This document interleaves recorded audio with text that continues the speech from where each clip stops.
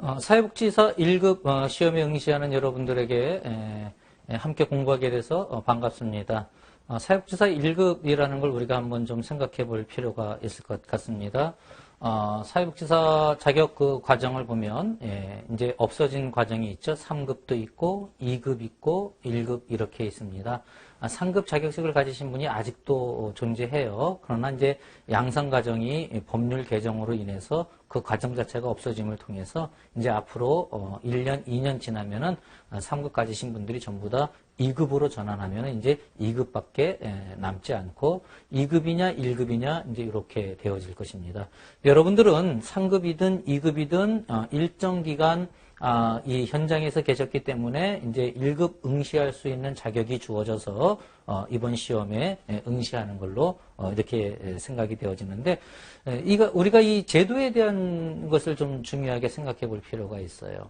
사회복지사 1급 자꾸 바뀌어진다라는 이제 이야기들이 많이 나타나고 있습니다. 가령 전문사회복지사 제도로 바뀐다라고 할지 여러 가지 이야기는 무성하게 나오고 있고요.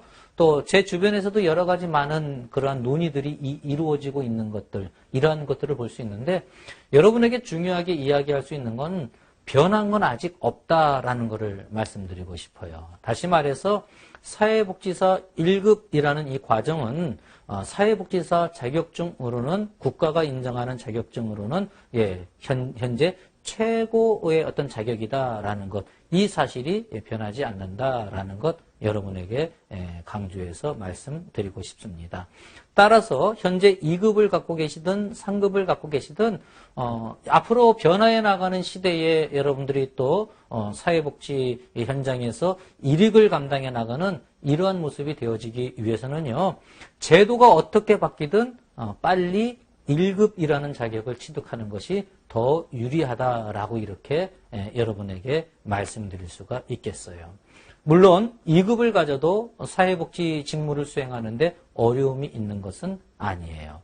하지만 국가 자격체계상 1급이라는 최고의 과정을 설정해 두었다라고 한다 그러면 가능하면 그 1급 자격을 취득함을 통해서 자기 자신의 어떤 실력이나 자기 자신의 전문성을 스스로 높일 수 있는 이러한 모습을 가질 필요가 있고요. 또 하나는 어떠한 형태로 제도가 변화되어져 나가든 가령 전문사회복지사 체제로 변화되어져 나간다 하더라도 기존의 1급을 가지고 있는 사람들에게 최고의 자격이라는 이 어떤 프레미엄이라 그럴까요? 이것을 무시하면서 제도가 변할 수는 없다라는 거예요. 다시 말해서 1급 가진 사람에게는 어떤 기회를 주겠죠. 전문 자격으로 가는 데 있어서 어떤 일정한 유예 기간이나 이런 것들을 줄 수가 있어요. 따라서 제도가 바뀌든 바뀌지 않든 여러분들이 먼저 지금 현재 사회복지사 1급에 도전해 본다라는 것, 여러분 자신의 발전을 위해서도 좋고 또 변화해 나가는 시대 속에서 사회복지사로서의 어떤 전문성을 높여 나가는데 도움이 된다라고 이렇게 우리가 생각해 볼 수가 있겠습니다. 자, 그럼 이러한 확고한 인식을 가지고 우리가 사회복지사 1급에 대한 것들을 같이 함께 학습해 보도록 하지요. 사회복지사 1급 시험을 준비하시는 여러분들이 공부하실 때에 과목이 많아서 참 여러 가지 어려움을 겪을 것입니다. 8과목을 공부하려고 하다 보면 부담이 큰데요. 공부하는 요령을 먼저 말씀드리면요. 1교시 과목이 되어지는 인간행동과 사회환경을 먼저 공부하시기 바라요. 왜 그런가 하면 사회복지조사론이라는 건 워낙 독특한 과목이라 다른 과목하고 연결이 별로 되지 않습니다. 그래서 사회복지조사론은 아예 동떨어진 어떤 특성을 가지고 공부한다라고 생각하셔야 되고요. 이제 들어가는 인간행동과 사회환경은 인간행동과 사회환경뿐만 아니라 2교시 시험을 보는 실천론, 기술론, 지역사회복지론, 또 경우에 따라서는 사회복지조사론의 한두 문항 정도 이렇게 연결되어지는 과목이다라고 이렇게 이야기할 수가 있어요. 그래서 공부를 하실 때 다른 과목보다 인간행동과 사회환경을 먼저 조금 더 집중적으로 공부하실 필요가 있다라고 이렇게 말씀드리고 싶고요.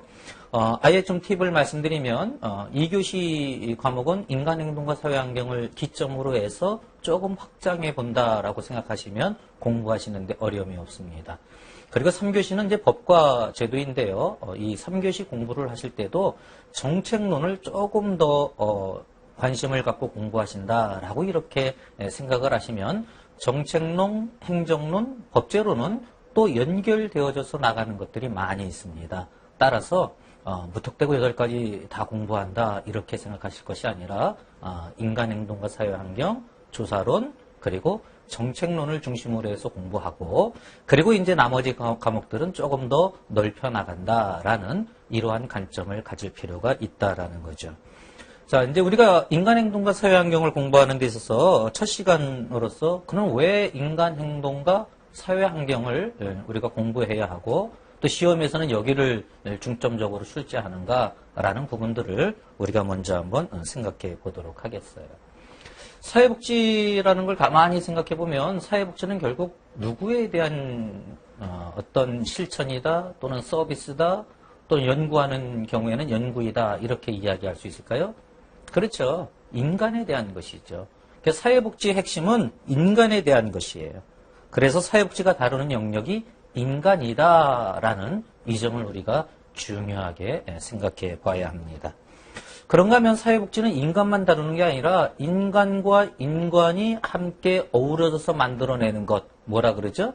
그렇죠. 사회죠. 사회를 다루고 있다라고 이렇게 우리가 볼 수가 있어요. 그래서 사회복지가 다루는 중요한 것은 인간과 사회, 이 두 가지를 함께 어우러져서 다룬다라고 이렇게 우리가 이해를 해 볼 수가 있겠습니다.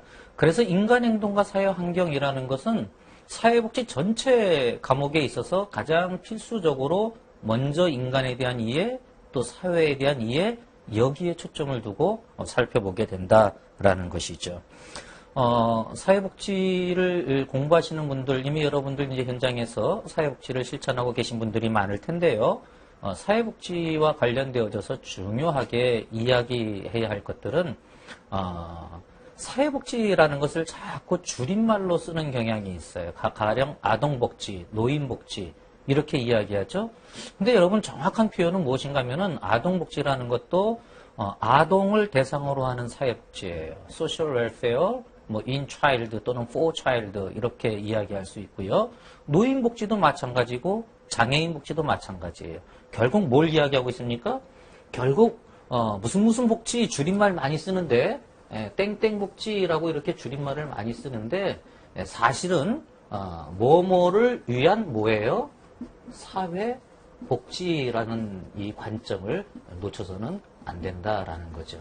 그래서 사회복지와 관련된 모든 공부는 인간과 사회에 관련되어져 있다라는 이러한 관점을 놓치지 않아야 한다는 거예요. 이걸 놓치는 경우에 이제 어떤 사회적 현상이 나타나는가 하면 이제 복지라는 말을 여기저기 붙이게 되죠. 장애인, 노인 뭐 이런 것뿐만 아니라 이제 뭐 현대 사회에서는 뭐 동물복지, 그다음에 뭐 환경복지 뭐 이런 식으로 막 붙여나가다 보면 복지가 이 사회복지라는 이 관점, 소셜한 어떤 그러한 의미를 갖는다라는 것을 놓치는 경향들이 나타날 수가 있기 때문에 이러한 것을 함께 한번 다뤄줘 봅니다. 다른 사람하고 공부하면 몰라도 저하고 공부하니까 이 소셜